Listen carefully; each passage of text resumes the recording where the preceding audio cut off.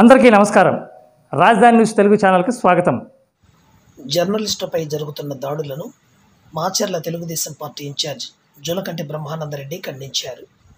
ప్రభుత్వానికి ప్రజలకు మధ్య వారధిలా పనిచేసే జర్నలిస్టులపై ఇలాంటి దుశ్చర్యలకు పాల్పడటం సరైన విధానం కాదని ఆయన మండిపడ్డారు.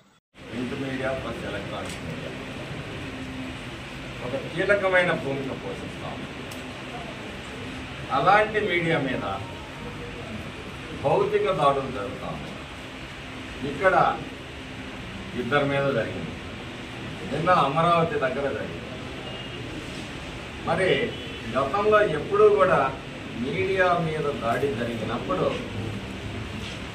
మీడియా సంఘాలు చాలా తీవ్రంగా స్పందించి చాలా శీఘ్రంగా స్పందించి, అంటే ఈరోజు రాష్ట్రంలో పరిస్థితి ఏంటంటే మీడియాయే కాదు, ఉద్యోగ సంఘాలు కానీ వ్యాపారస్తులు కానీ ఈ ఒక్కరు కూడా మేధావులు కానీ కుల సంఘాలు కానీ ఇంకెందుకు డాక్టర్ సుధాకర్ కానీ ఆ రోజు హోమ్ డెలివరీ చేయబడ్డ సుబ్రహ్మణ్యం విషయంలో కానీ మరి మాస్క్ పెట్టుకోలేదని చనిపోయిన వ్యక్తి విషయంలో కానీ అనేక సందర్భాలు చెప్పుకుంటూ పోతే చాలా ఉన్నాయి.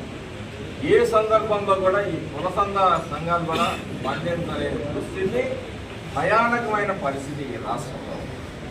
ఈ దుర్మార్గపు పరిపాలన అంతం చేయాలి. దానిలో మేము అబద్ధాలు రాయమని చెప్పట్లేదు, నిజాలని మీరు వెలికితీయటంలో ముందుండాలి. ఈ మీడియా మీద జరిగిన దాడిని మాచర్ల తెలుగుదేశం పార్టీ, ఈనాడు రిపోర్టర్ మీద జరిగిన దాడిని మాచర్ల తెలుగుదేశం పార్టీ తీవ్రంగా ఖండిస్తుంది.